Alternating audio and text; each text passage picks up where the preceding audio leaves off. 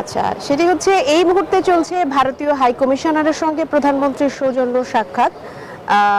প্রধানমন্ত্রী ইতিমধ্যেই ভারতীয় হাই কমিশনার যিনি এসেছেন তার সঙ্গে সৌজন্য সাক্ষাৎ করছেন।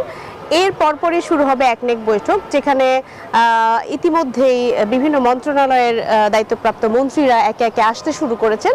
সেটি আর কিছুক্ষণের মধ্যেই শুরু হবে। তো আনুমানিক ধারণা করা যাচ্ছে জ্বালানি সহ যেই সমস্ত সেক্টরগুলো আছে, কৃষি এবং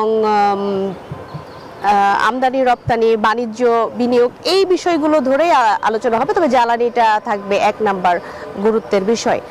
আর এছাড়া আজকে একনেক থেকে কি সিদ্ধান্ত আসতে পারে, এই বৈঠকের পরে হয়তো বোঝা যাবে যে নতুন কোনো যেরকম জিনিসের দাম কমা বাড়া কিংবা জ্বালানির দাম কমা বাড়া বা মজুদ সংক্রান্ত কোনো তথ্য হয়তো সেখান থেকে আসতে পারে, বা নতুন কোনো উদ্যোগের কথা আসতে পারে, সিদ্ধান্তর কথা আসতে পারে। আর এছাড়া যদি বলি যে ইউরোপীয় ইউনিয়নের সঙ্গেও একটি বৈঠক আছে প্রধানমন্ত্রীর, এবং তারপরে সংসদ সচিবালয়ের একটি বৈঠক আছে, এবং তারপরে সংসদ অধিবেশন রয়েছে। তো মোটামুটি আসলে এখন আজকে সবচেয়ে দিনের গুরুত্বপূর্ণ যদি বলি যে একনেক যে বৈঠকটি, একনেক যে সভাটি, সেটি আর কিছুক্ষণের মধ্যে শুরু হবে। সেই সভা থেকে হয়তো কোনো নতুন তথ্য আসতে পারে বা নির্দেশনা দিতে পারেন প্রধানমন্ত্রী। মোটামুটি এই ছিল সবশেষ তথ্য আমার কাছে। মারুফা, আপনাকে ধন্যবাদ। 200-র বেশি সার্ভিস ও ফিচারে লেনদেনের সব বিকাশ অ্যাপে সম্ভব।